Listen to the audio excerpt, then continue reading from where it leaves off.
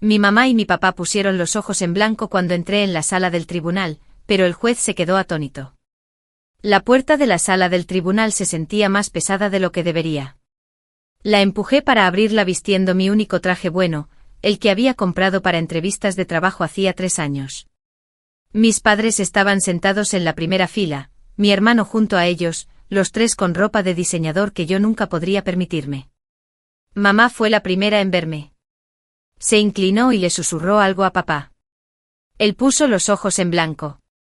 Realmente puso los ojos en blanco como si yo fuera un inconveniente, como si estuviera haciéndoles perder el tiempo al presentarme para defenderme. Su abogado barajaba papeles, confiado. La clase de confianza que acompaña a una tarifa de $500 la hora. El juez aún no había entrado. ¿De verdad pensaban que simplemente se lo entregaría todo? ¿Que entraría, pediría disculpas y renunciaría a todo lo que el abuelo me había dejado? Puse mi maletín sobre la mesa del acusado. Dentro había 3 carpetas con pestañas codificadas por colores. No tenían ni idea de lo que había en esas carpetas. Antes de seguir, deja un comentario. ¿Desde dónde nos ves y qué hora es allí? Dale a me gusta si alguna vez tu propia familia te ha subestimado y suscríbete, porque esta historia se va a poner de locos. El alguacil se puso de pie, todos en pie.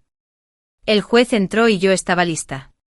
Para entender cómo llegamos hasta aquí, necesitas saber cómo empezó todo. Nunca fui la favorita. Mi hermano era el niño de oro. Coche nuevo para su cumpleaños número 16. Universidad pagada íntegramente. Pago inicial para su primer condominio. Todo lo que él quería, mamá y papá extendían el cheque. ¿Y yo? Trabajaba por las noches en un supermercado para pagar la universidad comunitaria. Me transferí a la universidad estatal con préstamos, viví en un apartamento en el sótano con 3 compañeros de piso y ratones en las paredes. No estaba amargada. Simplemente aprendí pronto que estaba sola. Pero el abuelo me vio. Él fue el que se presentó en mi ceremonia de grado asociado cuando nadie más lo hizo. El que me llevaba a almorzar cada 2 domingos y me preguntaba sobre mis clases. Tú eres la que va a hacer algo de sí misma, me dijo una vez. Tu hermano tiene encanto, tú tienes garra. La garra dura más. También fue él quien me enseñó a guardar registros. Guarda todo, me decía. Cada carta, cada recibo, cada correo electrónico. Nunca sabes cuándo necesitarás pruebas. Pensé que era simplemente anticuado. No me di cuenta de que me estaba preparando. Cuando el abuelo falleció, el abogado leyó el testamento. Mi hermano se quedó con la casa. Mamá y papá obtuvieron las cuentas de inversión. Yo obtuve el fondo de educación. No parecía mucho hasta que el abogado explicó que el abuelo lo había dotado 20 años antes y había estado capitalizándose desde entonces. Mi parte valía más que la casa y las inversiones combinadas. $1.2 millones. La cara de mamá se puso blanca. Fue entonces cuando todo cambió. 2 semanas después, mamá llamó. Necesitamos hablar en familia. Ven a casa el sábado. Debería haberlo sabido. Cuando entré, todos estaban esperando. Mamá, papá, mi hermano y un hombre con un traje gris que nunca había visto. Este es Richard, dijo mamá. Nuestro abogado. Me senté. El ambiente se sentía mal. Richard deslizó un documento por la mesa. Hemos redactado un acuerdo de armonía familiar para beneficio de todos. Revisé la primera página. Decía que transferiría mi parte del fideicomiso a una cuenta de gestión familiar. Ellos la supervisarían, invertirían responsablemente y me darían una asignación mensual, $2,000 al mes de mi propio dinero. Nunca has sido buena con el dinero, cariño, dijo mamá. Su voz era dulce como jarabe. Estamos tratando de protegerte. Eres joven, impulsiva. Una suma así podría arruinar tu vida si no tienes cuidado. Mi hermano se inclinó. No seas egoísta. Se trata de mantener intacto el legado del abuelo como familia. Miré el papel de nuevo, luego a Richard. ¿Y si digo que no? El rostro de papá se endureció. La calidez desapareció. Entonces lo haremos de la manera difícil. Richard se aclaró la garganta. Podemos presentar una solicitud ante el tribunal testamentario, una tutela si es necesario. Sería desafortunado, costoso, embarazoso para ti. Dejó que esa palabra flotara. Embarazoso.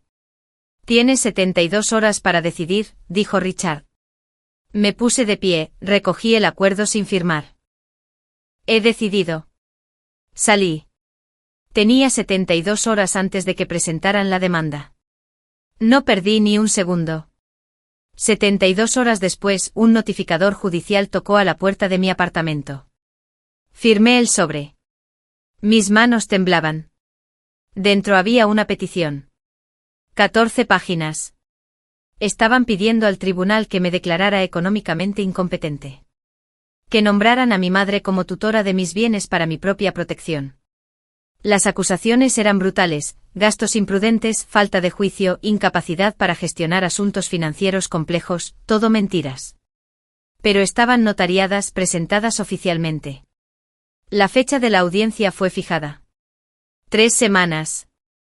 Mi teléfono sonó esa tarde. Mi jefa: ¿puedes venir? Necesitamos hablar. Me senté en su oficina y ella deslizó una impresión sobre el escritorio. Una búsqueda de registro público. Mi nombre, la petición. Hay algo que debamos saber. Es una disputa familiar. No es cierto. Ella parecía incómoda. Vamos a tener que ponerte en una licencia administrativa temporal. Hasta que esto se resuelva, es política de la empresa. Salí de esa oficina aturdida. Mi mejor amiga llamó esa noche. Se había enterado. Dals la mitad, dijo. No vale la pena la pelea. Todavía tendrá 600.000. Eso es más de lo que la mayoría de la gente ve en su vida. Lo pensé. Tal vez tenía razón. Tal vez debería simplemente dejar que ganaran. Pero luego abrí el archivador. El archivador del abuelo. El que me había dado hace 5 años. Pasé a la página 12 y mis manos empezaron a temblar de nuevo por una razón completamente diferente. Página 12, artículo 7, subsección D. Lo leí 3 veces para asegurarme de que no lo estaba imaginando. Cualquier beneficiario que inicie o participe en una acción legal para privar a otro beneficiario de su parte designada perderá inmediatamente todo su interés en este fideicomiso. Una cláusula de exclusión. Y en el margen, la letra del abuelo. Tinta azul, letras de molde pulcras. Guárdalo a salvo, niña. Confía, pero verifica. Él lo sabía. De alguna manera, sabía que esto podría pasar. Llamé a Jaque. Había estado en mi grupo de estudio en la universidad. Acababa de aprobar el examen de la abogacía hacía 3 meses. Jaque, necesito que veas algo ahora. Vino. Leyó la cláusula. La leyó de nuevo. Esto es ejecutable, dijo. Si te están demandando para quitarte tu parte, y esta cláusula es válida, lo pierden todo. La casa, las inversiones, todo. ¿Estás seguro? Estoy seguro. Esto es nuclear. Redacté una carta esa noche, correo certificado, copias para mis padres, mi hermano y Richard. Incluía una página, artículo 7, subsección D resaltado, y una nota. Tienen 48 horas para retirar su petición. Si continúan, la cláusula de exclusión será aplicada. Perderán todo lo que el abuelo les dejó. La envié a las 6 de la mañana. El plazo pasó. No la retiraron. Redoblaron la apuesta. Richard presentó una petición enmendada. Esta era peor. Ahora alegaban influencia indebida. Que el abuelo no estaba mentalmente sano cuando estableció el fideicomiso. Que yo lo había manipulado. Adjuntaron una declaración jurada de un médico que había visto al abuelo una vez, 4 años antes de morir, para un chequeo de rutina. La declaración jurada decía que el abuelo había mostrado signos de confusión. Era una mentira, pero estaba notariada. Luego mi hermano publicó en Instagram una foto del abuelo sonriendo en una Navidad familiar de hace 10 años. La leyenda decía, tejiendo sus verdaderos deseos de aquellos que los distorsionarían. La familia es para siempre. Los comentarios se multiplicaron, gente con la que fui a la escuela secundaria, primos, amigos de amigos. Ella siempre pareció rara. El dinero cambia a la gente. Rezando por tu familia. Mi teléfono no dejaba de vibrar. 2 días después, Recursos Humanos llamó de nuevo. Vamos a extender tu licencia pendiente de la resolución del caso judicial. ¿Por cuánto tiempo? Indefinidamente. La fecha de la audiencia era dentro de una semana. No podía dormir. No podía comer. Cada vez que abría las redes sociales, había otra publicación, otro comentario. Me senté a la mesa de mi cocina a las 2 de la mañana mirando el archivador. Si querían jugar sucio, yo tenía algo que ellos no sabían. Algo que pondría fin a esto. Abrí el archivador para ver la enmienda al fideicomiso que habían presentado al tribunal, y la comparé con mi original. Las fechas no coincidían. Tampoco los sellos notariales. Puse ambos documentos uno al lado del otro. La enmienda que mis padres habían presentado alegaba que el abuelo quería que todos los activos se consolidaran para armonía familiar y gestión unificada, fechada en marzo de 2019. Mi fideicomiso original, firmado y notariado, no tenía tal enmienda. Pero fueron los sellos lo que me llamó la atención. Diferentes notarios, diferentes sellos en relieve. Encontré el nombre del notario original en los registros del abuelo. Lo llamé. Estaba jubilado viviendo en Arizona. Guardo copias de todo lo que notario, me dijo. Envíame el número de documento. Lo hice. Me devolvió la llamada 1 hora después. Nunca notarié eso. Ese no es mi sello. Alguien lo falsificó. Envió una declaración jurada esa tarde. Luego pagué $300 por un perito forense de documentos. El informe regresó en 4 días. La firma en la enmienda estaba rastreada digitalmente. El papel se fabricó en 2022, 3 años después de la supuesta fecha de firma. Era una falsificación. Mi familia no solo había intentado robarme. Habían cometido fraude. Me senté en mi apartamento sosteniendo el informe y por primera vez lo entendí. Esto nunca fue sobre armonía familiar. Era desesperación. Y necesitaba saber por qué. Empecé a investigar. Los registros públicos son más accesibles de lo que la mayoría de la gente piensa. La startup de mi hermano, de la que mamá y papá estaban tan orgullosos, busqué en el registro de empresas, disuelta hacía 6 meses. Encontré una demanda judicial, proveedores impagos, una sentencia por defecto de $340.000. Luego busqué la dirección de mis padres. Aviso de ejecución hipotecaria, registro público $485.000 adeudados, 90 días para pagar, o el banco se queda con la casa. Busqué la cuenta de inversión de papá. La había mencionado una vez en una cena familiar hace años. Cotizaba públicamente lo suficiente como para que yo pudiera rastrearla. Liquidada, margen de garantía agotado. Revisé la actividad reciente de LinkedIn de mamá. Le había dado me gusta a publicaciones sobre consolidación de deudas, planificación de jubilación para personas mayores de 60 años. La matemática era simple. El fracaso empresarial de mi hermano, $340.000. La ejecución hipotecaria, $485.000. Sus partes combinadas del fideicomiso, $670.000. Mi parte, $1.2 millones. No eran malvados. Se estaban ahogando. Y pensaron que arrastrarme bajo el agua los salvaría. Cerré mi computadora portátil. Sabía exactamente lo que tenía que hacer, y no era lo que esperaban. No solo quería defenderme. Quería terminar esto de forma limpia, permanentemente. Redacté una contrapetición, incumplimiento del deber fiduciario, fraude, ejecución de la cláusula de exclusión bajo el artículo 7, subsección D. Luego presenté una moción para congelar todos los desembolsos del fideicomiso pendientes de la audiencia. Trabajé toda la noche, revisé cada citación, cada prueba, cada palabra. A las 11:43, la presenté electrónicamente. Llegó el correo electrónico de confirmación. Abogada registrada, mi nombre seguido de 3 letras, esquina. Había aprobado el examen de la abogacía 6 meses antes. Programa nocturno a tiempo parcial. Me había tomado 4 años. No se lo había dicho a nadie.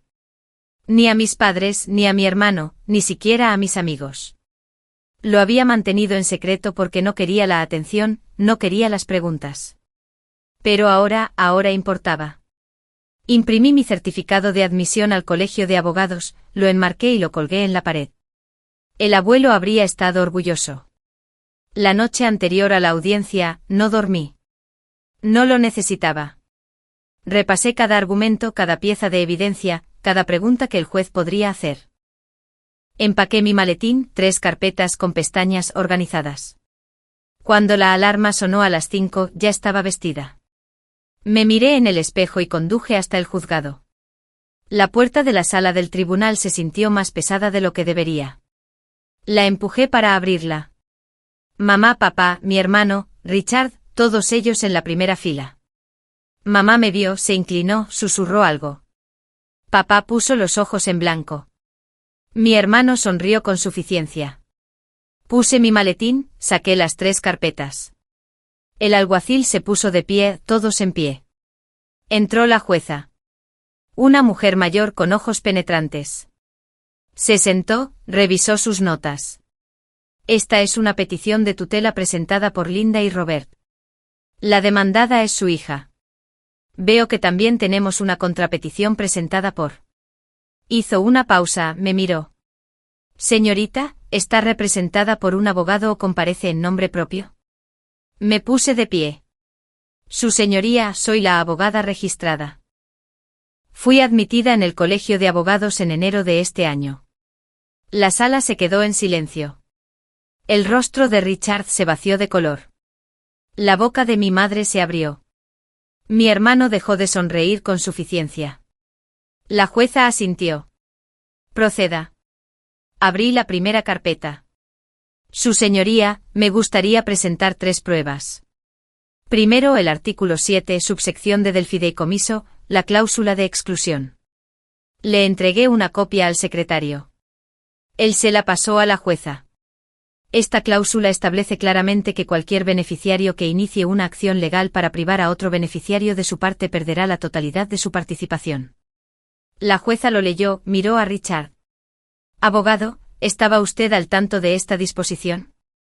Richard tartamudeó. Su señoría, nos centramos en las legítimas preocupaciones de nuestros clientes sobre. ¿Estaba usted al tanto? Fuimos notificados recientemente. Sí. Abrí la segunda carpeta.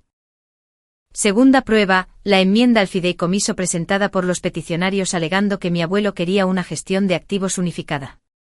La coloqué en el proyector de transparencias. Tercera prueba, una declaración jurada notarial y un análisis forense de documentos. Los puse uno al lado del otro. La enmienda es una falsificación, notario diferente, firma rastreada, papel fabricado 3 años después de la supuesta fecha de firma. La jueza se inclinó. Le entregué el informe forense. Lo leyó lentamente. Luego miró a mis padres. ¿Tienen una explicación para esto? Silencio. Richard se levantó. Su señoría, nos gustaría solicitar un aplazamiento. Denegado. ¿Tienen sus clientes una explicación? Más silencio. La jueza dejó el informe. Desestimo la petición con prejuicio. La cláusula de exclusión es ejecutable y se aplicará. Los peticionarios perderán sus participaciones bajo el artículo 7, subsección D. También impongo sanciones por $15,000 por presentar un documento fraudulento. Este caso será remitido al fiscal de distrito para su revisión. El mazo golpeó. Empaqué mi maletín. No miré atrás. La cláusula de exclusión se aplicó 30 días después. Mis padres perdieron las cuentas de inversión. Mi hermano perdió la casa. Los activos fueron redistribuidos de acuerdo con la cláusula de beneficiario secundario que el abuelo había escrito, un fondo de becas para estudiantes universitarios de primera generación en nuestro condado. El abuelo había planeado esto. Incluso si lo impugnaban, incluso si luchaban, el dinero seguiría haciendo el bien. Mi hermano se declaró en bancarrota 2 meses después. Ahora está trabajando en el sector minorista, administrando una tienda en el pueblo de al lado. Mis padres vendieron su casa antes de que el banco pudiera tomarla. Se mudaron a un apartamento de 2 habitaciones. El fiscal de distrito revisó el caso. Se negó a presentar cargos. Mis padres acordaron pagar los costos judiciales y la firma de Richard los dejó discretamente como clientes. Sin antecedentes penales, solo consecuencias. Tomé $400.000 de mi parte y establecí una beca a nombre del abuelo. La primera ceremonia fue la primavera pasada. 5 estudiantes, todos ellos trabajando de noche justo como yo lo hice. Usé el resto para pagar mis préstamos. Compré un pequeño condominio. Abrí un bufete en solitario ayudando a familias a navegar disputas de patrimonio. Establecí límites con mi familia. Contacto bajo solo supervisado, sin días festivos, sin visitas espontáneas. Mamá envió un correo electrónico 6 meses después. Siento que las cosas se complicaran tanto. Espero que te esté yendo bien. Ninguna rendición de cuentas. Ninguna disculpa real. Le respondí. Gracias. Les deseo lo mejor. Eso fue todo. Papá no me ha hablado. No creo que lo haga jamás. Y he hecho las paces con eso. Algunas personas nunca admiten que están equivocadas. Esa es su carga. No la mía. Mi hermano se comunicó una vez, preguntó si podíamos tomar un café. Dije, no. Quizás algún día, pero no ahora. No hasta que esté lista. Veo la foto del abuelo en mi escritorio todas las mañanas. La de esa Navidad, la misma que mi hermano publicó. Pero cuando la miro ahora, no veo la pelea. No veo la sala del tribunal. Veo al hombre que creyó en mí cuando nadie más lo hizo. El hombre que me enseñó que el amor sin respeto es solo control usando una máscara. Guardé los recibos justo como él me enseñó, y gané. No porque quisiera venganza, sino porque quería recuperar mi vida. Así que aquí está mi pregunta para ti. ¿Qué habrías hecho? ¿Perdonar por completo y dejarlo pasar, o mantener los límites como hice yo? Deja tu respuesta en los comentarios. Los leo todos. Si esta historia te hizo pensar, dale a suscribir. Hay más historias como esta por venir. Y recuerda, guarda siempre los recibos. Una última cosa, TE es una dramatización ficticia basada en experiencias reales. No es asesoramiento legal ni financiero. Si estás lidiando con algo similar, habla con un profesional licenciado en tu área. Gracias por ver.